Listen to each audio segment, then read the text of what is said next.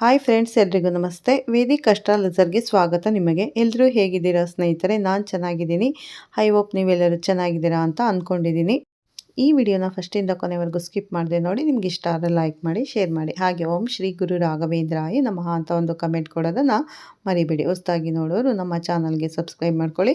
ಹಾಗೆ ಪಕ್ಕದಲ್ಲಿರೋ bell icon click ಮಾಡಿ. ನಾವು ಹಾಕೋ ಪ್ರತಿಯೊಂದು ವಿಡಿಯೋ ನೋಟಿಫಿಕೇಷನ್ಗೆ ಬರುತ್ತೆ, ತಕ್ಷಣ ನೋಡ್ಬೋದು. ಪೂಜ್ಯಾಯ ರಾಘವೇಂದ್ರಾಯ ಸತ್ಯಧರ್ಮರತಾಯ ಚ ಭಜತಾಂ ಕಲ್ಪವೃಕ್ಷಾಯ ನಮತಾಂ ಕಾಮಧೇನುವೇ ನಮಃ. ಓಂ ಶ್ರೀ ಗುರು ರಾಘವೇಂದ್ರಾಯ ನಮಃ.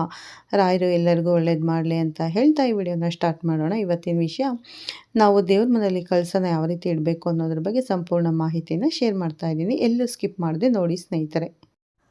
ಕಳಸ ಮನೆಯಲ್ಲಿಟ್ಟು ಪೂಜೆ ಮಾಡುವ ಪ್ರತಿಯೊಬ್ಬರೂ ತಿಳಿದಿರಲೇಬೇಕಾದ ವಿಷಯಗಳು. ಕೆಲವರ ಮನೆಯಲ್ಲಿ ಮನೆ ದೇವರ ಹೆಸರಿನಲ್ಲಿ ಕಳಸ ಇಡುತ್ತಾರೆ, ಇನ್ನು ಕೆಲವರು ಲಕ್ಷ್ಮೀ ಕಳಸ ಇಡುತ್ತಾರೆ. ಆದರೆ ತಿಳಿಯಿರಿ, ಕಳಸ ಎಂದರೆ ಅದು ತಾಯಿ ಮಹಾಲಕ್ಷ್ಮಿ ಸ್ವರೂಪ. ಆದ್ದರಿಂದ ಕಳಸವನ್ನು ಇಡುವಾಗ ತುಂಬ ಹುಷಾರಾಗಿರಬೇಕು. ಲಕ್ಷ್ಮೀ ಸ್ವರೂಪವಾದ ಕಳಸದ ಬಗ್ಗೆ ತಿಳಿಯೋಣ. ಆದರೆ ಅದಕ್ಕೂ ಮೊದಲು ಲಕ್ಷ್ಮೀ ದೇವಿಯ ಆಶೀರ್ವಾದವು ನಿಮ್ಮ ಮೇಲೆ ಇರಬೇಕೆಂದು ನೀವು ಬಯಸಿದರೆ ಈ ವಿಡಿಯೋವನ್ನು ಲೈಕ್ ಮಾಡಿ ಮತ್ತು ನಮ್ಮ ಚಾನಲ್ಗೆ ಸಬ್ಸ್ಕ್ರೈಬ್ ಆಗಿ. ಹಾಗೆ ಓಂ ಲಕ್ಷ್ಮೀ ನಾರಾಯಣಾಯ ನಮಃ ಅಂತ ಒಂದು ಕಮೆಂಟ್ ಮಾಡಿ ಸ್ನೇಹಿತರೆ. ಕಳಸಕ್ಕೆ ಸ್ಟೀಲ್ ಅಥವಾ ಬೆಳ್ಳಿ ಕೋಟಿಂಗ್ ಮಾಡಿರುವ ಆರ್ಟಿಫಿಷಿಯಲ್ ಕಳಸದ ಚೊಂಬನ್ನು ಬಳಸಬೇಡಿ. ಕಳಸಕ್ಕೆ ತಾಮ್ರ, ಹಿತ್ತಾಳೆ, ಬೆಳ್ಳಿ ಚೊಂಬುಗಳು ತುಂಬ ಶ್ರೇಷ್ಠ. ನಿಮಗೆ ಯಾವುದು ಅನುಕೂಲ, ನಿಮ್ಮ ಶಕ್ತಿಗೆ ಅನುಗುಣವಾಗಿ ಇಟ್ಟು ಪೂಜೆ ಮಾಡುವುದು ಉತ್ತಮ.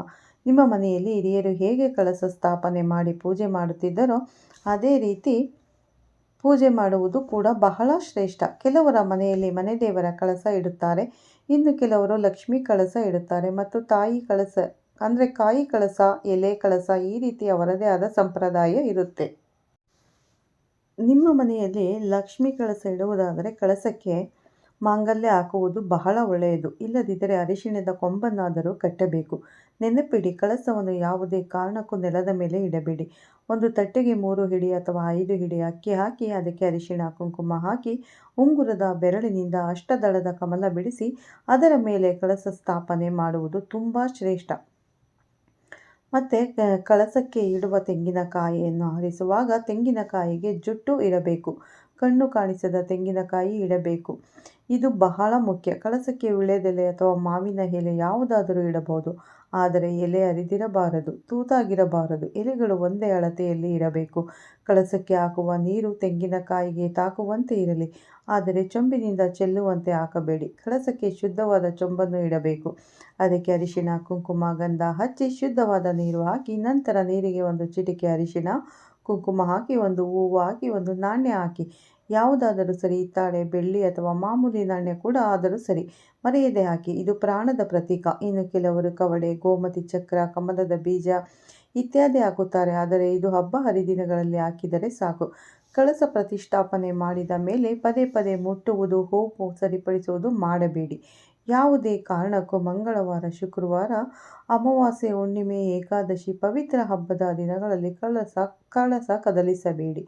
ಒಂದು ದಿನ ಮುಂಚಿತವಾಗಿ ತೆಗೆದು ಸ್ವಚ್ಛ ಮಾಡಿ ಈ ದಿನಗಳಲ್ಲಿ ಕಳಸ ಸ್ಥಾಪನೆ ಮಾಡಿದರೆ ಮನೆಗೆ ಬಹಳ ಒಳ್ಳೆಯದು.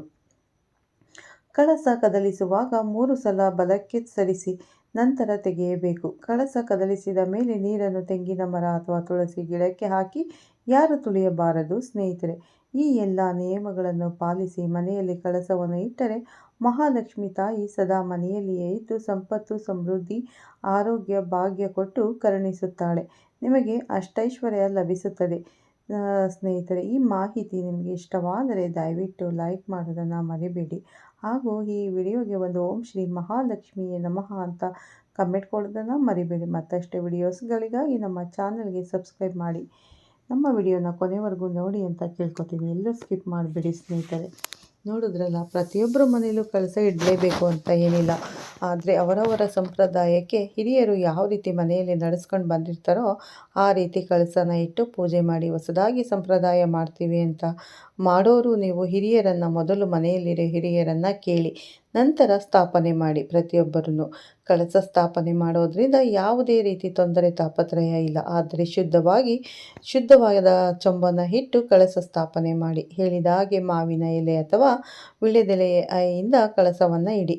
ಮತ್ತು ತೆಂಗಿನಕಾಯಿಗೆ ಮರೆಯದೆ ಜುಟ್ಟು ಇರೋ ತೆಂಗಿನಕಾಯಿಯನ್ನು ಇಡಿ ಸ್ನೇಹಿತರೆ.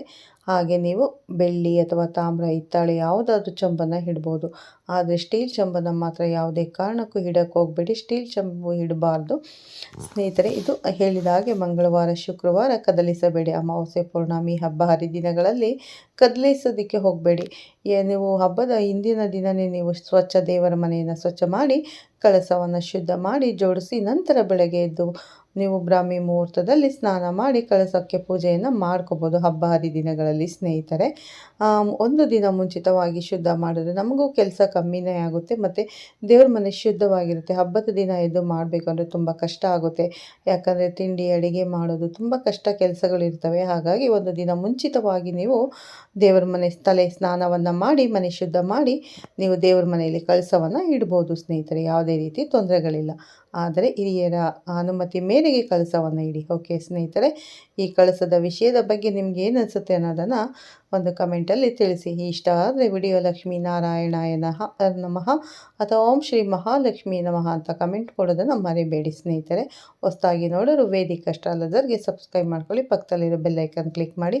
ನಾವು ಹಾಕೋ ಪ್ರತಿಯೊಂದು ವಿಡಿಯೋ ನಿಮಗೆ ನೋಟಿಫಿಕೇಷನ್ಗೆ ಬರುತ್ತೆ, ತಕ್ಷಣ ನೋಡ್ಬೋದು ಸ್ನೇಹಿತರೆ. ಮತ್ತೆ ಸಿಗ್ತೀನಿ ಅಂತ ಹೇಳ್ತಾ ಈ ವಿಡಿಯೋನ ಇಲ್ಲೇ ಎಂಡ್ ಮಾಡ್ತಾ ಇದ್ದೀನಿ. ಪ್ರತಿಯೊಬ್ಬರಿಗೂ ಶೇರ್ ಮಾಡಿ. ಒಳ್ಳೆಯದಾಗಲಿ, ಪ್ರತಿಯೊಬ್ಬರಿಗೂ ದೇವರು ಒಳ್ಳೇದು ಮಾಡಲಿ. ಮಹಾಲಕ್ಷ್ಮಿ ತಾಯಿ ಎಲ್ಲರ ಮನೆಗೂ ಒಲಿದು ಬರಲಿ ಅಂತ ನಾನು ಕೂಡ ಮಹಾಲಕ್ಷ್ಮಿ ತಾಯಿಯಲ್ಲಿ ಬೇಡ್ಕೋತೀನಿ. ಲಕ್ಷ್ಮಿ ಇದ್ದರೆ ಪ್ರತಿಯೊಂದು ಸರಾಗವಾಗಿ ನಡೆಯುತ್ತೆ. ಲಕ್ಷ್ಮಿ ಅಂದರೆ ಮನಿ ಇಲ್ಲದೆ ಅಂದರೆ ದುಡ್ಡು ಇಲ್ಲದೆ ಯಾವುದೇ ರೀತಿ ಕೆಲಸ ಕಾರ್ಯಗಳು ನಡೆಯೋದಿಲ್ಲ ಸ್ನೇಹಿತರೆ. ಹಾಗಾಗಿ ಲಕ್ಷ್ಮಿಯನ್ನು ನಾವು ಮನೆಗೆ ಆಹ್ವಾನಿಸೋಣ. ಕಳಸದ ಮೂಲಕ ಪೂಜೆಯನ್ನು ಮಾಡಿ ನಾವು ಲಕ್ಷ್ಮಿಯನ್ನು ಸ್ಥಿರವಾಗಿ ನಮ್ಮ ಮನೆಯಲ್ಲಿ ನೆಲೆಸೋ ಥರ ನಾವು ಪೂಜೆಯನ್ನು ಮಾಡೋಣ. ಎಲ್ಲರಿಗೂ ಒಳ್ಳೆಯದಾಗಲಿ. ಮತ್ತೆ ಸಿಗ್ತೀನಿ ಉತ್ತಮ ರಾಶಿ ಭವಿಷ್ಯದೊಂದಿಗೆ. ಅಲ್ಲಿವರೆಗೂ ತಮ್ಮೆಲ್ಲರಿಗೂ ಧನ್ಯವಾದಗಳು. ಒಳಿತಾಗಲಿ ಎಲ್ಲರಿಗೂ ಸ್ನೇಹಿತರೆ.